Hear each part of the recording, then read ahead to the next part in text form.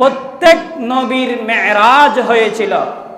হযরতে আদম আলাইহিস সালাতু ওয়াস সালামের মেরাজ হয়েছিল আরশ আজিম থেকে জমিনের মধ্যে আসাটা মেরাজ।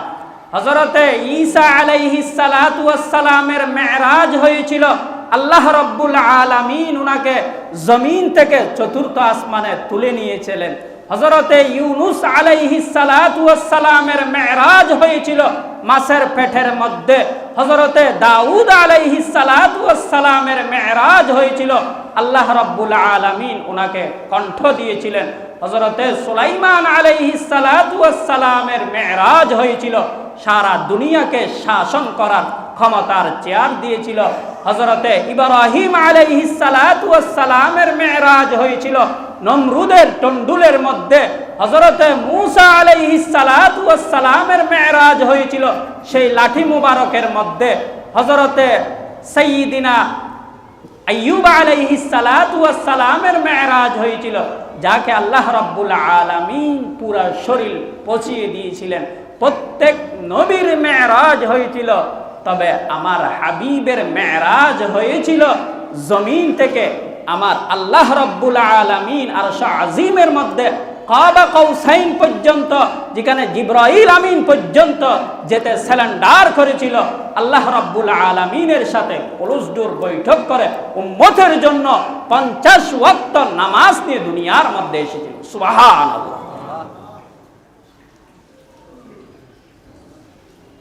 নবীজি সাল্লাল্লাহু আলাইহি ওয়াসাল্লাম যখন উম্মে হানির গণের মধ্যে অবস্থান করতেছিলেন তখন জিবরাইল আমিন অবতরণ করেছিলেন। জিবরাইল আমিন এবং মিকাইল আলাইহিস সালাতু ওয়াস সালাম জমজমের কূপের পাশে আমার নবীজিকে আনিয়ে শুয়েছিলেন। তখন নবীজি সাল্লাল্লাহু আলাইহি ওয়াসাল্লাম আশ্চর্যান্বিত হয়ে গেলেন।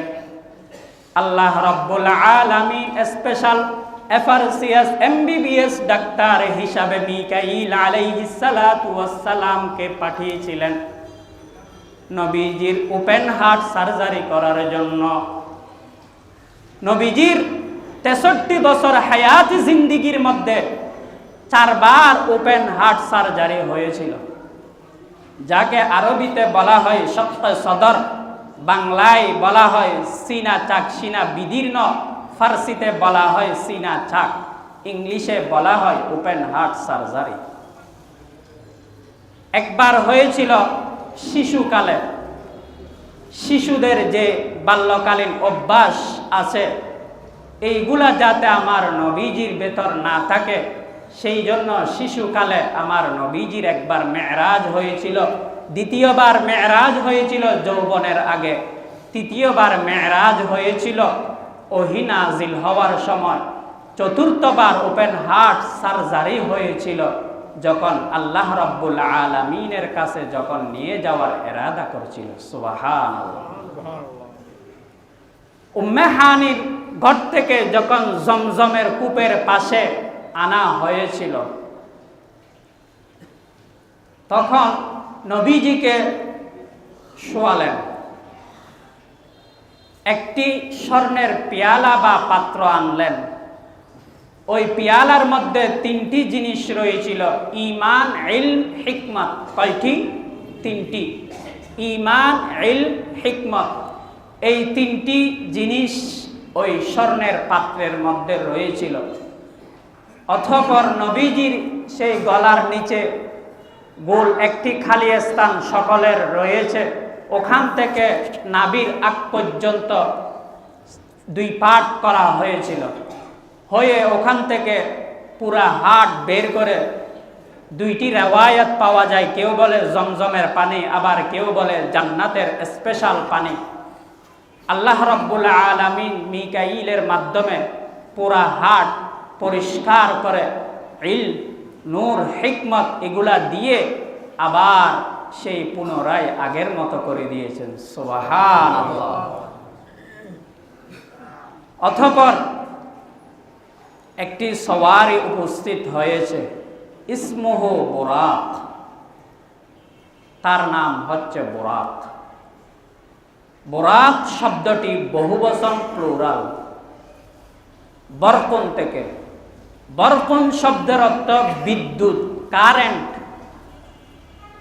বিদ্যুৎ যখন চমকায় চোখের পলকে দেখা যায় না, ওই রকম ওই বুরাকের সুরআহু মুদ্দাতা বসরি ৮৬ লক্ষ কোটি মাইল দ্রুত বেগে চলতে পারে। সুবহানাল্লাহ। এই রকম একটি বাহন নবীজির সামনে উপস্থিত করা হলো।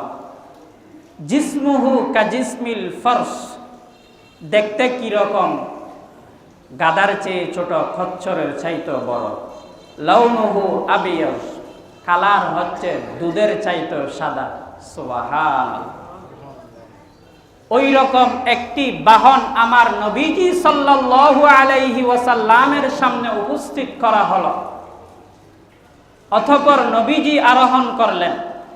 আমি কোরআনের আয়াতের অনুবাদ করেছিলাম মিনাল মসজিদিল হারাম পর্যন্ত। মিনাল মসজিদিল হারাম, ওখান থেকে আমার নবীজি আরোহণ করে যেই বুরাক চলতে লাগলেন ইলাল মসজিদিল আকসা। সুবহানাল্লাহ। মসজিদে হারাম থেকে মসজিদে আকসা যেতে লাগে 1 মাসের চাইতে অধিক, আসতে লাগে 1 মাসের চাইতে আরো বেশি। ওই রকম দূরত্ব পথ রব্বুল আলামিন সেকেন্ডের মধ্যে বাইতুল মাকদিস, জেরুজালেম, ফিলিস্তিনে সুলাইমান আলাইহিস সালাতু ওয়াস সালামের নির্মিত মুসলমানদের প্রথম কিবলা, যেই কিবলা নবীজি সাল্লাল্লাহু আলাইহি ওয়াসাল্লামের মেরাজ না হলে, আল্লাহ রাব্বুল আলামিন না নিয়ে গেলে দেখতেন না, এমন এক জায়গায় যেটাকে কিবলা করি নবীজি সাল্লাল্লাহু আলাইহি ওয়াসাল্লাম 53 বছর 18 মাস 20 দিন পর্যন্ত নামাজ পড়েছে। সুবহানাল্লাহ। যখন নবীজির মেরাজ হচ্ছিল তখন নবীজির বয়স ছিল 53 বছর 8 মাস 20 দিন। মিনাল মসজিদিল হারাম ইলাল মসজিদিল আকসা, আমি আমার হাবিবকে মসজিদে হারাম থেকে মসজিদে আকসা পর্যন্ত ইসরা করাইছি, ভ্রমণ করাইছি। মসজিদে হারাম থেকে মসজিদে আকসা যখন পৌঁছে গেলেন, ওই বুরাক বাহনটি অন্য অন্য নবীজি সাল্লাল্লাহু আলাইহি ওয়াসাল্লাম যারা বাহন করে এসেছিলেন প্রত্যেকের বাহনগুলা বাহিরে বাঁধা, তেমনি ভাবে আমার নবীজির বুরাক মুবারক ওখানে বাঁধা ছিল। দুঃখজনক হলো সত্য যে মুহররমের সময় আমাদের মতো কিছু মুসলমান ভাইয়েরা তাজিয়া মিছিল করে, ঠিক কিনা? নিজের শরীর থেকে রক্ত বের করে, একটি বাহনের গায়ের উপর লেখি দে বুরাকুন নবী। আমি বলি বন্ড ছাড়া আর কিছু নয়। কথা বলেন ঠিক কিনা? সেই বুরাক মুবারক যখন মসজিদে আকসার বাহিরে বেঁধে রাখা হলো, নবীজি সাল্লাল্লাহু আলাইহি ওয়াসাল্লাম যখন আগমন করলেন, দেখতে লাগলেন ১৬ লক্ষ পয়গম্বর সফুন ইলা সফ, এক একটি কাতার পরে এইভাবে পুরো মসজিদ ভর্তি। ইয়া আখি জিবরাইল মান হাউলা, ওনারা কারা? নবীজি কিভাবে চিনবেন? শত শত বৎসর আগে আদম আলাইহিস সালাতু ওয়াস সালাম থেকে ঈসা রূহুল্লাহ পর্যন্ত যত পয়গম্বর প্রত্যেকে ওখানে উপস্থিত। সুবহানাল্লাহ। নবীজি উপস্থিত হলেন, ইমামতির জায়নামাজ খালি। তারা এক একজন মনে করতেছে, আদম আলাইহিস সালাতু ওয়াস সালাম বলতেছেন যে আমি প্রথম নবী, আমি সকলের পিতা, মনে হয় ইমামতির জায়নামাজটা আমার হাতে আসবে। ঈসা আলাইহিস সালাতু ওয়াস সালাম নিজের মতো তিনি বলতেছেন ইমামতি মনে হয় আমাকেই দিবে। প্রত্যেকেই যার যার ইচ্ছা থেকে নিজের এবিলিটির দাবি করতেছে। তবে জিবরাইল আমিন আল্লাহ রাব্বুল আলামিন আরশ আজিম থেকে মেসেজ দিয়ে দিলেন, আমার হাবিবকে ইমামতির জায়নামাজের মধ্যে দাঁড়াও করাও। সুবহানাল্লাহ। জিবরাইল আমিন ইকামত দিলেন, আমার নবীজি 2 রাকাত সালাতের ইমামতি করলেন। ওখান থেকে আমার নবীজির লকব হলো ইমামুল আম্বিয়া ওয়াল মুরসালিন। সুবহানাল্লাহ। প্রত্যেকের শেষে এসে প্রত্যেক নবীকে ইমামতি করিয়ে ইমামুল আম্বিয়া ওয়াল মুরসালিন হয়েছে। সুবহানাল্লাহ। আমার নবীর জীবদ্দশায় কখনো মুক্তাদি হয় নাই। যখন শেষ নিঃশ্বাস সাকরাত চলতেছে, উঠতে পারতেছেন না, তখনও কেউ ইমামতির জন্য সাহস করেন নাই। সুবহানাল্লাহ। যারা মদিনার মধ্যে গিয়েছেন, যেটাই আমার নবীজির রওজা, ওটাই আমার নবীজির বেডরুম। সুবহানাল্লাহ। এখন অনেক আপডেট হয়েছে, আগে মেহরাব আর নবীজির রওজা একসাথে ছিল। যাই হবে, সময় কম, ওদিক দিয়ে যাব না।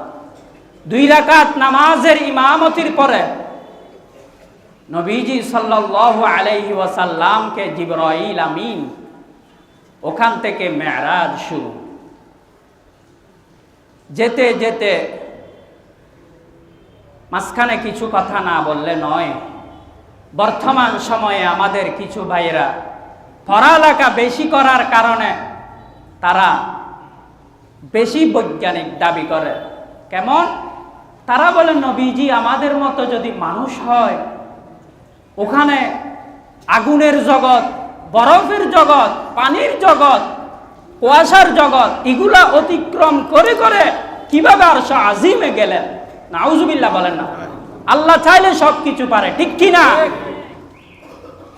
নবীজি সাল্লাল্লাহু আলাইহি ওয়াসাল্লাম এক আসমান থেকে আরেক আসমান 500 বছরের দূরত্ব। প্রথম আসমানে গেলেন, এগুলা সব অতিক্রম করে দরজা নক করলেন, ভিতর থেকে আওয়াজ করলেন, মান আনতা, আপনি কে? জিবরাইল বলে, আনা জিবরাইল। ভেতর থেকে আবার সাউন্ড আসে, ওয়ামান মাআকা, আপনার সাথে কে? বলে, আজকের প্রধান অতিথি মেহমানে আলা মুহাম্মদ সাল্লাল্লাহু আলাইহি ওয়াসাল্লাম। দরজা খুলে দিলেন, দেখা হয়ে গেল আবুনা আদম আলাইহিস সালাতু ওয়াস সালামের সাথে। ওখানে গেলেন, কথাবার্তা সালাম দিলেন, বিদায় নিলেন, চলে গেলেন 500 বছরের রাস্তা অতিক্রম করে দ্বিতীয় আসমানে। আমি সংক্ষেপে বলতেছি, দ্বিতীয় আসমানে দরজা নক করলেন, একই প্রশ্ন, মান হাদা মান আনতা, আপনি কে? আনা জিবরাইল। ওয়ামান মাআকা, আপনার সাথে কে? মুহাম্মদ সাল্লাল্লাহু আলাইহি ওয়াসাল্লাম। ফেরেশতারা দরজা খুলে দিলেন, দেখা হয়ে গেল 2 জন নবীর সাথে, হযরতে ঈসা ইবনে মারইয়াম, হযরতে জাকারিয়া আলাইহিস সালাতু ওয়াস সালামের সাথে দেখা হলেন, সাক্ষাৎ হলেন, কথোপকথন হলেন, বিদায় নিয়ে চলতে লাগলেন তৃতীয় আসমানে। আবার একই প্রশ্ন যখন দরজা নক করলো, মান আনতা, আপনি কে? আনা জিবরাইল। ওয়ামান মাআকা, আপনার সাথে কে? মুহাম্মদ সাল্লাল্লাহু আলাইহি ওয়াসাল্লাম। দরজা খুললেন, দেখা হয়ে গেল হযরতে সাইয়্যিদিনা ইউসুফ আলাইহিস সালাতু ওয়াস সালামের সাথে। নবীজি স্টোরেজ হয়ে গেল, এত সুন্দর, আল্লাহু আকবার। নবীজি বলতে লাগলেন, দুনিয়ার সমস্ত সৌন্দর্যকে এক পাল্লায় রাখা হলে হযরত ইউসুফের চেহারার মধ্যে যে সৌন্দর্য, দুনিয়ার সৌন্দর্যের কাছেও যাইতে পারবে না। সুবহানাল্লাহ। যেই সৌন্দর্য দেখে মিশরের বাছাইকৃত রমণীরা নিজের হাত কেটে ফেলেছিল, ঠিক কিনা? আর আজকে আমরা স্ত্রীর ভালোবাসায়, ছেলে মেয়ের ভালোবাসায়, নাতি নাতনি কি বলবে এটা ভেবে দাড়ি ডেলি 2 বার ক্লিন শেভ করতেছ, আরো দাবি করো আমি আশিক রাসূল, আমি হাজী সাহেব, আমি গাজী সাহেব। তুমি আজকে মরে দেখো, তুমি যার জন্য নিজের জীবনকে উৎসর্গ করে দিল, তোমার স্ত্রীও তো তোমাকে স্বামী বলে পরিচয় দিবে না। কথা বলেন, ঠিক কিনা? যে ইউসুফের সৌন্দর্য দেখে নারীরা হাত কাটি ফেলেছে, আজকে আর তুমি সৌন্দর্যের জন্য আমার নবীজির কলবের মধ্যে ছুরির আঘাত করতেছো। তুমি কিসের আশিক রাসূল? বন্ধ ছাড়া কিছু না। দাড়ি হচ্ছে নবীজির সৌন্দর্য, মুমিন মুসলমানের সৌন্দর্য দাড়ি। দাড়ি রাখা ফরজ, অনেকে বলে সুন্নত, না, দাড়ি রাখা ফরজ, এক মুষ্টি রাখা সুন্নত। ফতোয়া। দেখা হয়ে গেল ইউসুফ আলাইহিস সালাতু ওয়াস সালামের সাথে, কথোপকথন হয়ে গেল, চতুর্থ আসমানে যেতে লাগলেন। এভাবে যেতে যেতে 7ম আসমানে গেলেন, একই প্রশ্ন, মান আনতা, আপনি কে? আনা জিবরাইল। ওয়ামান মাআকা, আপনার সাথে কে? মুহাম্মদ সাল্লাল্লাহু আলাইহি ওয়াসাল্লাম দরজা খুললেন, দেখা হয়ে গেল ইব্রাহিম খলিলুল্লাহ আলাইহিস সালাতু ওয়াস সালাম। কথোপকথন হওয়ার পর, বিদায় নেওয়ার পর উঠতে লাগলেন। জিবরাইল আমিন সাথে রয়েছেন, জান্নাত জাহান্নাম পরিদর্শন করাইছেন, সব কিছু ঠিকঠাক। এমন এক জাহান্নামের মধ্যে ডাকনা তুলি দেখলেন এক প্রকার লোক পিতলের নখ দ্বারা নিজের মাংস নিজে তুলে তুলে খাচ্ছে। নাউযুবিল্লাহি মিন যালিক। ইয়া আখি জিবরাইল মান হাউলাই, এই জাহান্নামের মধ্যে এমন অবস্থা, এরা কারা? হদ উম্মতুকা, যারা আপনার উম্মত কি করত? 5 ওয়াক্ত নামাজ পড়ত, নামাজ পড়ে মসজিদ থেকে বের হয় না, ইমাম মুয়াজ্জিনের গীবত, মসজিদ কমিটির সভাপতি সেক্রেটারির গীবত শুরু করে দেয়। কথা বলেন ঠিক কি না? 5 ওয়াক্ত নামাজ পড়ে মানুষের গীবত শেখায়ত করে, 5 ওয়াক্ত নামাজ পড়ে মিথ্যা কথা বলতে ছাড়তে পারে না, 5 ওয়াক্ত নামাজ পড়ে অ্যাডভোকেট লয়ারের চেয়ারে বসে মিথ্যা সাক্ষী দেয়। কথা বলেন ঠিক কি না? এইরা হলো আপনার সেই উম্মত। আরেক জাহান্নামের ডাকনা তুলল, এমন অবস্থা, শরীর থেকে চামড়া জড়ি জড়ি পড়তেছে, আবার ফিট হচ্ছে। এরা কারা? হদ্দে খুতাবা উম্মতুকা, আপনার উম্মতের ওই সমস্ত খতিব যারা নিজের মিম্বর ঠিক রাখার জন্য, কমিটির সভাপতিকে ঠিক রাখার জন্য কোরআনের হক কথা মানুষের সামনে উপস্থাপন করে না। কথা বলেন ঠিক কিনা? আমরা 16-17 বছর দেখি না, আলহামদুলিল্লাহ, কখনো কাউকে মিম্বরের ভয় করে কথা বলি নাই। আমার আলোচনা সব ইউটিউবের মধ্যে রেকর্ড আছে। মরতে যখন হবে, বিড়ালের মতো মেও মেও করে বেঁচে থাকবো না, সিংহের মতো 1 ঘন্টা কথা বলে শাহাদাতের মর্যাদা নসিব করব। কথা বলেন ঠিক কি না? আল্লাহ এখনো বাঁচাই রাখে নাই। জান্নাত জাহান্নাম পরিদর্শন করার পর এখন পালা হচ্ছে আরশ আজিমের দিকে। জিবরাইল আমিন স্যালেন্ডার হয়ে গেলেন, হাবিব আমার আর অনুমতি নেই, এখন আপনার থেকে একাই যেতে হবে। আমার নবী চেহারা কালো করে ফেললেন। যেহেতু বন্ধু, একসাথে ভ্রমণ চলতেছে, মাঝপথে যদি আপনাকে ফেলে আসে, ফিলিংসটা কেমন হবে? জিবরাইল আমিন বলেন, তাফসীরের মধ্যে আসতেছে, জিবরাইল থেকে নূরের ৬৬টি ডানা রয়েছে। তিনি বলতেছেন, আমি শুধু 1 কদম না, 1 চুল যদি উপর দিকে উঠি, আমার ৬০০ ডানা আগুনে পুড়ে যেতে সেকেন্ডের সময় লাগবে না। সুবহানাল্লাহ। ওয়াসিদরাতুল মুনতাহা জিবরিল আমিকা, ওয়াসিদরা মুবতাদা প্যারা নবিকা। সুবহানাল্লাহ। 1 চুল পরিমাণও যদি সামনের দিকে আগায়, আমার নূরের পাখাগুলা জ্বলে সারখার হয়ে যাবে। সুবহানাল্লাহ। জিবরাইল আমিন ওখান থেকে চলে আসলেন। অন্য রিওয়ায়াতে রয়েছে ওখানে অবস্থান করেছিলেন। অতঃপর নবীজি আরশ আজিমের ফেরেশতা যারা আরশ বহন করে, ওই রকম ফেরেশতা দ্বারা আমার নবীকে আল্লাহ রাব্বুল আলামিনের স্পেশাল মেহমান বানিয়ে আল্লাহ রাব্বুল আলামিনের কাছে যাওয়ার পর ক্লোজ ডোর বৈঠক হয়েছে। আল্লাহ রাব্বুল আলামিন আমার নবীজিকে সালাম দিলেন যে আমরা নামাজের মধ্যে তাশাহুদ পড়ে, ওখানে আরশ আজিমের মধ্যে হয়েছে লম্বা আলোচনা। সালাম দেওয়ার পরে বিদায় নেওয়া আসার পরে নবীজিকে সাল্লাল্লাহু আলাইহি ওয়াসাল্লামকে 50 ওয়াক্ত নামাজ গিফট দিয়েছেন উম্মতের জন্য হাদিয়া স্বরূপ। নিয়ে চলে আসতেছেন।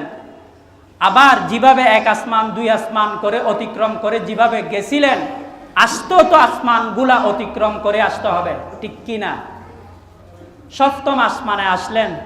তেমনিভাবে ইব্রাহিম আলাইহিস সালাতু ওয়াস সালামের সাথে কথোপকথন হওয়ার পরে 6ষ্ঠ আসমানে যখন আসলেন, মূসা আলাইহিস সালাতু ওয়াস সালাম বললেন, আপনি তো আল্লাহ রাব্বুল আলামিনের কাছে গিয়েছিলেন, গিফট হিসাবে আপনাকে কি দিয়েছিল? তিনি বলে, আমাকে আমার আল্লাহ রাব্বুল আলামিন 50 ওয়াক্ত সালাত গিফট দিয়েছিলেন।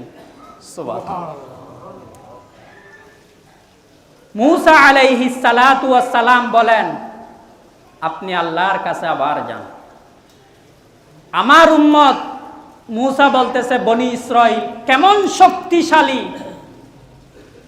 যারা পাহাড়কে, ইটের পাহাড় কেটে কেটে ঘর নির্মাণ করতে সক্ষম, যাদের ব্রেকফাস্ট ছিল এক একটা গরুর মতো, ছাগল একজন একাই খেয়ে ফেলতো, এত শক্তিশালী আমার উম্মত ছিল। তারা 2 ওয়াক্ত সালাত, 2 ওয়াক্ত ইবাদত করতে পারতো না।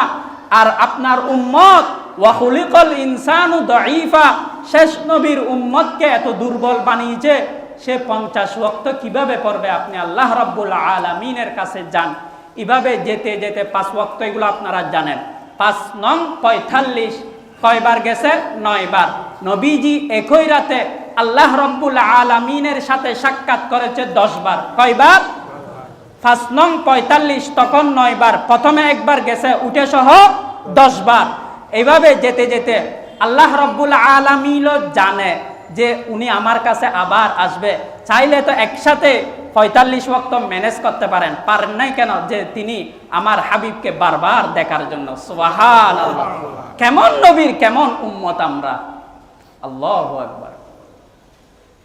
এভাবে যেতে যেতে 5 নং 45 ওয়াক্ত কমানোর পরে মূসা আলাইহিস সালাতু ওয়াস সালাম নবমবারে যখন আবার আসে, হদ্দা আবার যান, 5 ওয়াক্ত পারবে না, 3 ওয়াক্ত কমাই দেন, 2 ওয়াক্ত আসেন। হদ্দা না, আমি আল্লাহর কাছে আর যাইতে পারবো না। আল্লাহু আকবার। এখান থেকে মূল শিক্ষা হচ্ছে সালাত। এগুলা বাকিগুলো শুনছেন যে মেরাজের মূল শিক্ষা হচ্ছে নামাজ। 50 ওয়াক্ত নাম্বারে কমাইছে, সওয়াবে কমাই নাই। যে ব্যক্তি 1 ওয়াক্ত সালাত তরক করল, সে 10 ওয়াক্ত সালাতকে তরক করল।